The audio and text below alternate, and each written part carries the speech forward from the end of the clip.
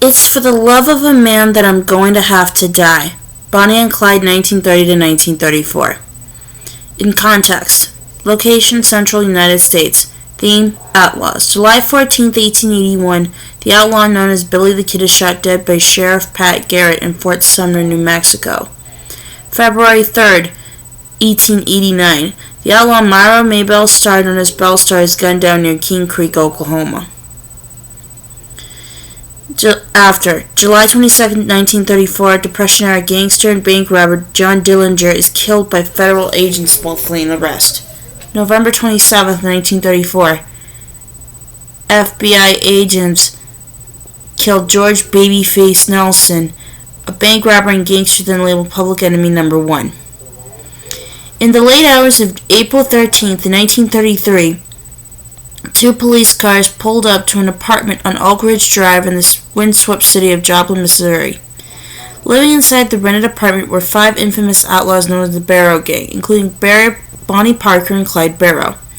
The gang had spent the last 12 days in hiding after carrying out a series of armed robberies and kidnappings in Missouri and neighboring states.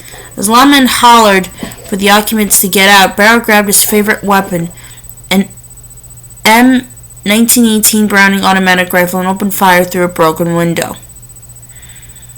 His paramour Parker laid down cover fire with her own gun, the bullets splintering their surrounding trees.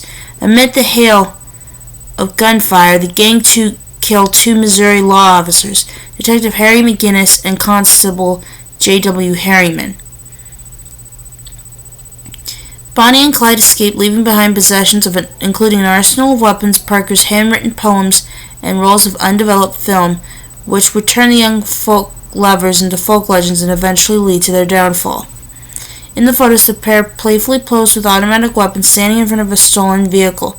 In one picture, Parker is clenching a cigar between her teeth and holds a pistol in her hand. Soon the story of the outlaw lovers dominated the front pages of newspapers across the country. In this picture, wearing her iconic high heels, Bonnie playfully points a shotgun at Clyde in 1932. Parker sustained later serious burns to her leg in a car crash, leaving her barely able to walk. Criminal superstars. The 4-year crime spree, during which they robbed banks and killed lawmen, titillated the American public. Far from their glamorized image, however, the Barrow Gang's crimes were punctuated by narrow escapes, bungled robberies, and fatal injuries. With the FBI still a fledgling agency without the power to combat interstate bank robberies and kidnappings, the period between 1931 and 1935 became known as the Public Enemy Era, a time when high-profile criminals wrought significant damage amid the background of the Great Depression. From their first meeting in 1930, Parker and Barrow shared an instant connection, and she became his loyal companion. Shortly after their romance sparked, Barrow was arrested for burglary and went to the Easton Prison Facility in Texas. There he committed his first murder, using a lead pipe to beat an inmate who had assaulted him. After Parker smuggled a gun inside the prison, Barrow escaped but was later recaptured. No man but the Undertaker will ever get me. I'll take my own life. The spree begins. In February 1932, Barrow was paroled, emerging from a jail a hardened and bitter criminal seeking revenge against the prison system for the abuses he suffered behind bars. Reuniting with Parker, Barrow assembled a routine corps of associates, robbing rural gas stations and kidnapping and killing when cornered. Between 1932 and 1934, the gang is believed to have killed several civilians and at least 9 lawmen. Barrow was officially accused of murder for the first time in April 1932 when he shot and killed a store owner after a robbery. A few months later, Barrow and another gang member killed a deputy and wounded a sheriff who approached him at a country dance in Oklahoma. It was the first time a Barrow gang member had killed an officer of the law. In April 1933, Clyde's brother Buck was released from prison. He and his new bride Blanche joined the gang at the apartment in Joplin, Missouri, eventually attracting the attention of the police after 12 days of loud, alcohol-fueled parties. The gang's newfound notoriety after the shootout made it increasingly difficult to evade capture, hunted by the police, pursued by the press, and followed by an eager public. For the next 3 months, the gang moved to from Texas to Minnesota and Indiana, sleeping at campgrounds. They robbed banks, kidnapped people, stole cars, committing the crimes near the borders of the states to exploit the pre-FBI state line rule that prevented officers from crossing state lines while in pursuit of the fugitive. In this large Dallas Morning News clip, they announced the death of Bonnie and Clyde sold 500,000 copies. A group of Dallas newsboys later sent the largest floral tribute to Parker's funeral. Public opinion changes. Eventually, the killings became so cold-blooded that the public's fascination with the duo soured. The Texas Department of Corrections commissioned former Texas Ranger Captain Frank A. Hamer with the specific task of taking down the Barrow Gang. Hamer formed a posse, comprising a unique collaboration of Texas and Louisiana police officers. It was the most highly publicized and intense manhunts in U.S. history.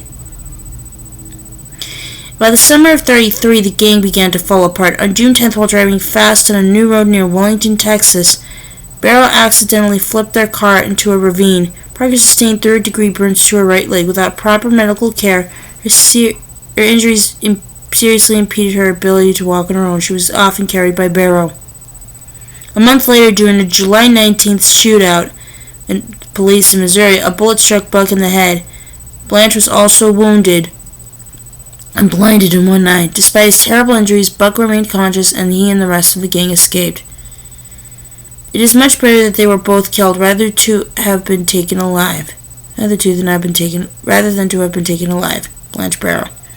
The trail ends.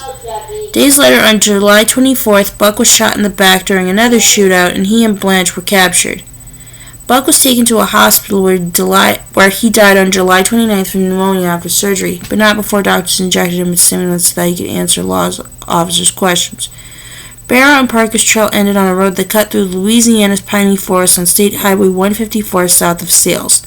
Led by Hamer, the posse of law officers tracked and studied the pair's movement and discovered the gang camped on the edges of state borders. Using a tip that the couple would be in the area, Hamer predicted their pattern and set up an ambush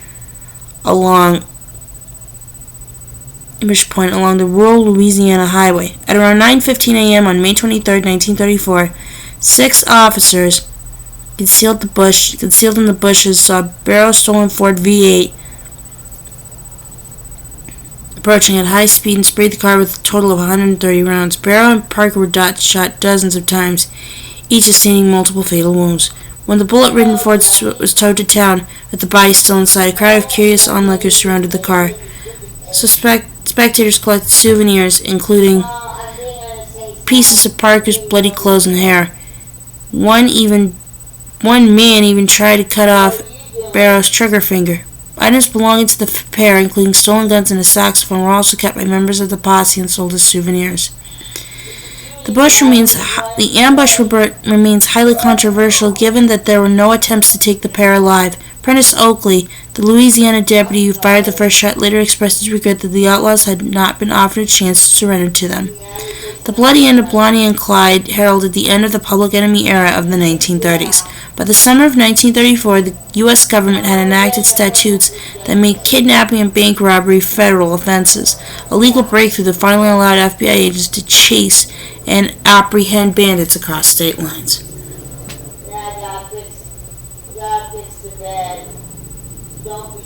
Celebrity criminals. Bonnie and Clyde emerged as the first celebrity criminals of the Depression era, partly due to the intense newspaper and radio coverage of their crimes. Outlaws like George Babyface Nelson and Pretty Boy Floyd also became legends, with their deadly stories appearing on front pages of newspapers across the country. During this time, a disillusioned, angry public faced with unemployment and extreme poverty held the gangsters in high esteem, with newspapers, magazines, and radio programs broadcasting their daily exploits.